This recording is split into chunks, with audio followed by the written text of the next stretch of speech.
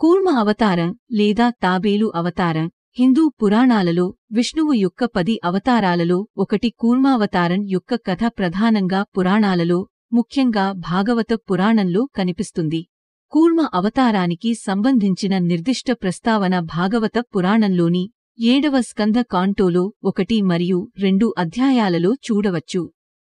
ఒకానొకప్పుడు ఆకాశమండలంలో మహాసముద్ర మథనం సముద్ర మంథం జరిగింది.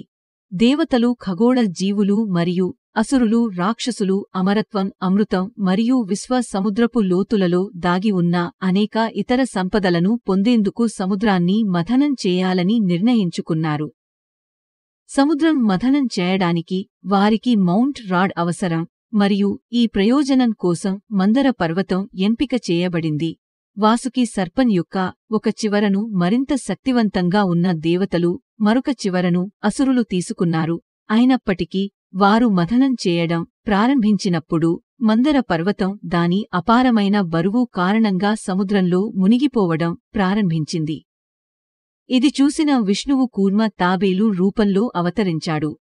అతను సముద్రంలోకి ప్రవేశించాడు మరియు మందర పర్వతం క్రింద తనను తాను నిలబెట్టుకున్నాడు. దానిని తన దృఢమైన వీపుపై ఎత్తాడు.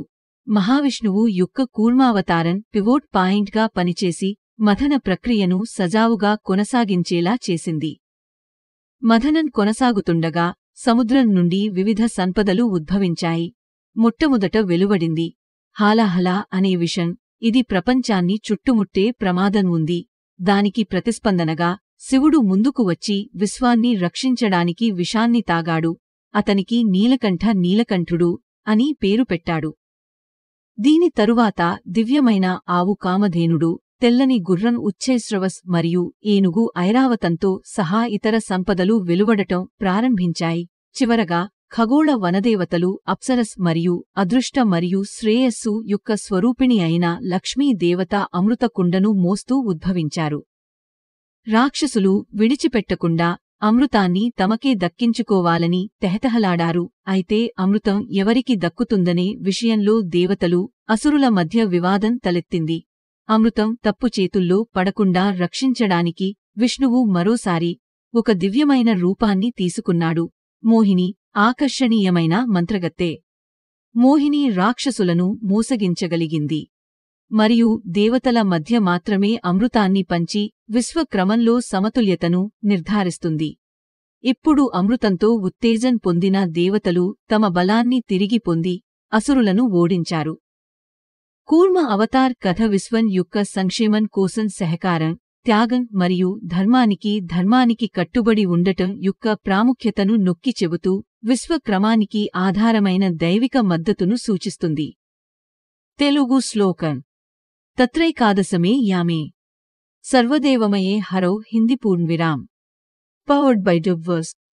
కృష్ణోవాచాంబురాసం హిందీ పూర్ణవిరామ్. అర్థం: నీతిమంతుడు మరియు పరాక్రమవంతుడు అయిన రాజు ఇంద్రుడు ఆ విధంగా తన విధులను నిర్వర్తించాడు. భగవంతుని దయతో అతను స్వర్గానికి వెళ్లాడు మరియు యోగి భక్తుడు యోగ నివాసానికి చేరుకున్నాడు. కూర్మ అవతార్ కథలో దేవతలు ఖగోళ జీవులు మరియు అసురులు రాక్షసులు అమరత్వం అమృతం యొక్క అమృతాన్ని పొందడానికి సముద్రాన్ని సముద్ర మథనం చేస్తారు. మథన సమయంలో తన వీపుపై మౌంట్గా పనిచేసే మందర పర్వతానికి మద్దతుగా విష్ణువు తాబేలుగా అవతరించాడు. మొత్తం కూర్మ అవతార్ కథకు నిర్దిష్ట సంస్కృత మరియు తెలుగు శ్లోకాలు విస్తృతంగా ఉన్నప్పటికీ భాగవత పురాణం నుండి ఈ సూచనలు సంఘటనల యొక్క అవలోకనాన్ని అందిస్తాయి. మీకు మరింత వివరణాత్మక ఖాతాపై ఆసక్తి ఉంటే మీరు భాగవత పురాణంలోని మొత్తం 7వ స్కంధాన్ని సూచించవచ్చు.